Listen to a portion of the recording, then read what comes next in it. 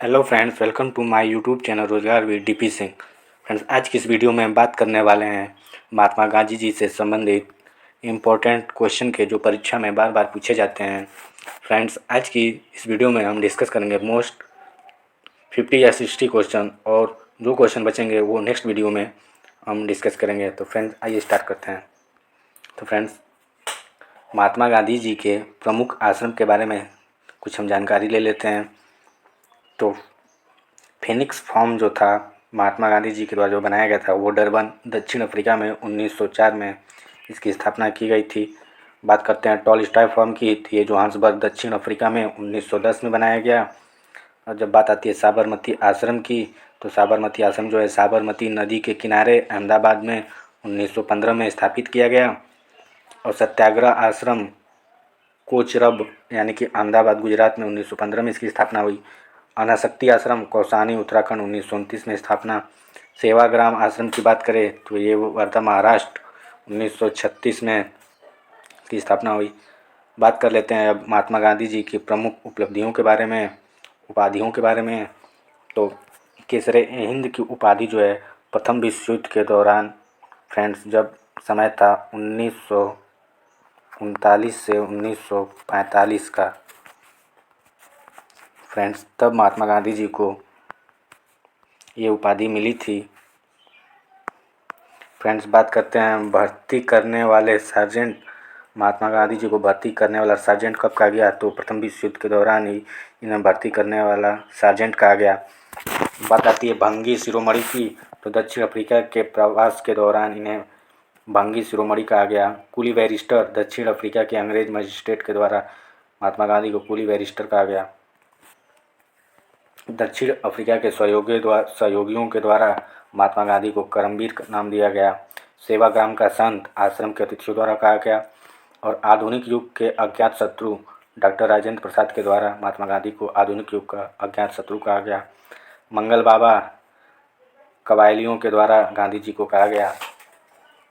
और बापू C.F. Andrews व जवाहरलाल नेहरू के द्वारा C.F. एंड्रूज व जवाहरलाल नेहरू द्वारा इन्हें बापू की उपाधि दी गई। देशद्रोही फकीर विंस्टन चर्चिल ने इन्हें कहा, और विंस्टन चर्चिल ने अर्धनग्न फकीर भी इन्हीं ने कहा था महात्मा गांधी को। भिखारियों का राजा जो कहा गया महात्मा गांधी को पंडित मदन मोहन मालवीय के द्वारा कहा गया। और राष्ट्रपिता की उपाधि जो दी गई थी वो दिया था सुभाष चंद्र बोस ने महात्मा गांधी को राष्ट्रपिता कहा। अर्धनग्न फकीर विंस्टन चर्चिल ने कहा। वन मैन बाउंड्री फोर्स ये लॉर्ड माउंटबेटन के द्वारा महात्मा गांधी को कहा गया। और रविन्द्रनाथ टैगोर के द्वारा महात्मा कहा गया। देखने में तो रविन्द्रनाथ टैगोर जी ही महात्मा लगते थे, लेकिन दाढ़ी उड़ी बढ़ाने के कारण रविन्द्रनाथ टैगोर महात्मा के जैसे लगते थे, लेकिन इन्होंने महात्मा गांधी को ही महात्मा कह दिया, की उपाधि दे दी। फ्रेंड्स, बात करते हैं फ्रेंड्स अब महात्मा गांधी जी से संबंधित क्वेश्चन जो एग्ज़ाम में पूछे जा रहे हैं। फ्रेंड्स, ये जितने भी क्वेश्चन मैंने लिया है सब एग्ज़ाम में पूछे हुए क्वेश्चन हैं। तो फ्रेंड्स, आइए स्टार्ट करते हैं। गांधी जी के विदेशी वस्तुओं के बहिष्कार के आंदोलन का लक्ष्य था। तो फ्रेंड्स, इसका जो सही आंसर होगा, इसका सही आंसर कुटीर उद्योगों का प्रोत्साहन करना महात्मा गांधी जी के वस्तुओं के बहिष्कार का आंदोलन का मुख्य लक्ष्य था। बात करते हैं तिरंगे को राष्ट्रध्वज के रूप में कब स्वीकार किया गया? तो ये लाहौर कांग्रेस अधिवेशन में इसे स्वीकार किया गया। बात करते हैं कब, तो इसे कब भारतीय संविधान द्वारा स्वीकार किया गया? तो 22 जुलाई 1947 को फ्रेंड्स संविधान सभा की बैठक में इसे राष्ट्रीय ध्वज के रूप में स्वीकार किया गया। और बात आती है फ्रेंड्स तिरंगे की, तो पूछा जाता है कि तिरंगे का जो है लंबाई और चौड़ाई का अनुपात कितना होता है? तो वो 3:2 का होता है। और बात करें इसकी डिज़ाइन किसने तैयार की? तो पिंगली वेंकैया ने इसकी डिज़ाइन तैयार की थी हमारे राष्ट्रीय ध्वज की। बात करते हैं नेक्स्ट क्वेश्चन, नमक सत्याग्रह किस सन में प्रारंभ हुआ? तो फ्रेंड्स, नमक सत्याग्रह जो था 1930 में प्रारंभ हुआ। और बात करते हैं नेक्स्ट क्वेश्चन की, तो गांधी जी ने दांडी यात्रा कहाँ से कहाँ शुरू की थी? तो गांधी जी ने दांडी यात्रा जो शुरू की थी फ्रेंड्स वो अहमदाबाद से गुजरात से शुरू की थी। बात करते हैं दांडी मार्च ये दांडी यात्रा की तो दांडी मार्च दो था फ्रेंड्स, उसे नमक मार्च या दांडी सत्याग्रह के रूप में इतिहास में जाना जाता है। जो साल 1930 में अंग्रेज सरकार ने जब नमक पर कर लगा दिया था तो महात्मा गांधी ने इस कानून के खिलाफ आंदोलन छेड़ा था और इतिहास में सत्याग्रह गांधी समेत 78 लोगों के द्वारा अहमदाबाद साबरमती आश्रम से समुद्री तटीय गांव दांडी तक आंदोलन चला, जो कि टोटल लगता है बताया जाता है कि 1930 किलोमीटर तक ये यात्रा पैदल यात्रा थी। फ्रेंड्स, इसमें पूछा जाता है कि कितने सहभागियों ने इसमें साथ लिया था, तो 78 लोगों ने इस यात्रा में भाग लिया था। फ्रेंड्स, बात करते हैं नेक्स्ट क्वेश्चन, महात्मा गांधी जी के द्वारा सविनय अवज्ञा आंदोलन किस वर्ष में शुरू किया गया?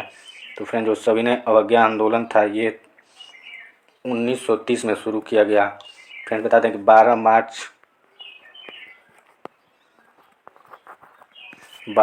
से लेकर 1930 से लेकर 6 अप्रैल 1930 तक इसे चलाया गया था। बात करते हैं गांधी जी की दांडी यात्रा निम्न में से किसका उदाहरण है? तो सीधी कार्रवाई नहीं, बहिष्कार का नहीं, जो दांडी यात्रा था वो सविनय अवज्ञा आंदोलन का हिस्सा था। बात कर लेते हैं अब गांधी जी की सबसे महत्वपूर्ण शिक्षाएं कौन कौन सी थीं? तो उनकी दो ही शिक्षा थी, सत्य और अहिंसा के साथ हमेशा वो रहते थे। महत्वपूर्ण शिक्षाएं जो थी, ऑप्शन हो जाएगा ऑप्शन नंबर सी, 1 और 2 सही है। बात करते हैं नेक्स्ट क्वेश्चन की, गांधी जी सच्चे समर्थक थे बड़े उद्योगों के? नहीं, कुटीर उद्योगों के। बात सही है, बड़े और छोटे दोनों नहीं, इनमें से किसी।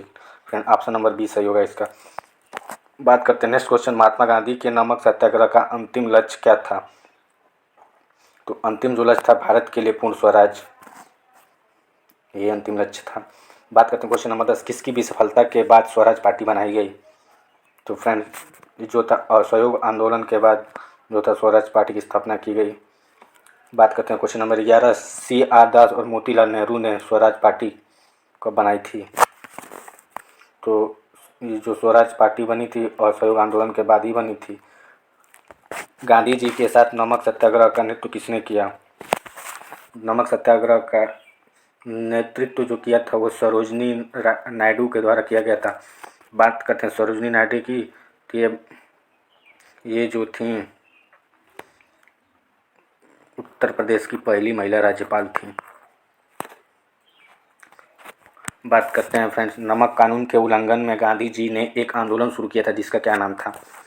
तो उसका नाम था सविनय अवज्ञा आंदोलन। क्वेश्चन नंबर 14 है, गांधी जी का प्रिय गीत वैष्णो जन तो किसने रचा था?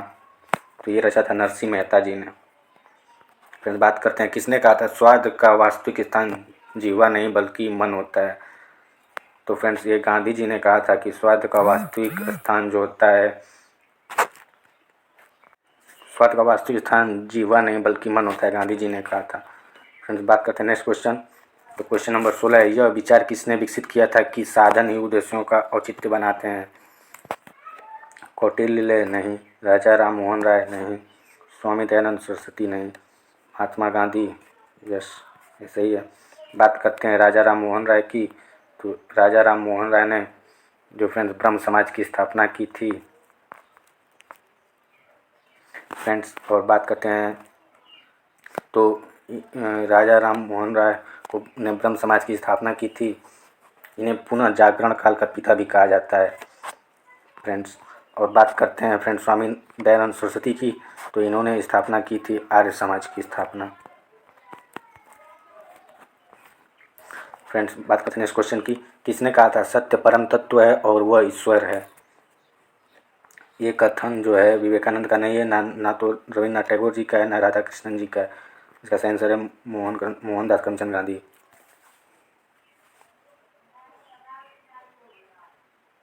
बात करते हैं फ्रेंड्स, भारत की कोकिला किसे कहा जाता है? तो ये क्वेश्चन तो सबको पता होगा, भारत की कोकिला जो सरोजनी नायडू को कहा जाता है। क्वेश्चन नंबर 19, गांधी को माना जाता है दार्शनिक अराजकतावादी, मूल्य अराजकतावादी, मार्क्सवादी, फेबियनवादी और मार्क्सवादी। तो एकदम नहीं होगा फ्रेंड्स। बात कर लेते हैं मूल अराजकतावादी की, तो मूल रूप से अराजकतावादी नहीं थे, जो थे दार्शनिक अराजकतावादी कहलाते थे। बात करते हैं क्वेश्चन नंबर 20, महात्मा गांधी को अर्धनग्न फकीर किसने कहा। फ्रेंड्स अभी हमने इस पर चर्चा की थी कि अर्धनग्न फकीर जो है विंस्टन चर्चिल ने इन्हें कहा। करेंगे या मरेंगे, गांधी जी ने राष्ट्र को यह मंत्र किस जन आंदोलन के अवसर पर दिया था। तो ये जो जन आंदोलन जो हुआ था भारत छोड़ो आंदोलन, उस समय गांधी जी ने करेंगे या मरेंगे की मंत्र दिया। बात करते हैं भारत छोड़ो आंदोलन का नारा किसने दिया था। तो भारत छोड़ो आंदोलन का नारा तो महात्मा गांधी जी ने ही दिया था। करो या मरो का प्रसिद्ध नारा, ये भी जो है महात्मा गांधी जी का वक्तव्य है। बात करते हैं क्वेश्चन नंबर 24, तो गांधी जी ने किस धार्मिक ग्रंथ को अपनी माता कहा। रामायण को नहीं, द न्यू टेस्टामेंट ये तो नहीं होगा, कुरान शरीफ ये तो एकदम नहीं होगा, तो होगा भगवत गीता इसका सही आंसर। फ्रेंड्स निम्न में से किस समाचार पत्र का संपादन गांधी जी ने किया था। गुजरात टाइम्स नहीं, मराठा नहीं, ये तो केसरी ये तो पंजाब केसरी ने किया था। जनसत्ता तो एक नहीं होगा एकदम, बचा नवजीवन, ये आंसर है। फ्रेंड्स तो गांधी जी ने नवजीवन समाचार पत्र का संपादन किया। फ्रेंड्स ये था हमारा टोटल 25 क्वेश्चन पूरे हुए। और फ्रेंड्स बात करते हैं अब नेक्स्ट क्वेश्चन की, तो अगले वीडियो में मैं आपको प्रोवाइड कराऊंगा। फ्रेंड्स अगर ये वीडियो अच्छा लगे तो लाइक शेयर और सब्सक्राइब जरूर करें। फ्रेंड्स ऐसे वीडियो पाने के लिए हमारे चैनल रोजगार with DP Singh YouTube channel को सब्सक्राइब और शेयर जरूर करें। Friends thanks for watching. मिलते हैं नेक्स्ट वीडियो में। जय हिंद दोस्तों।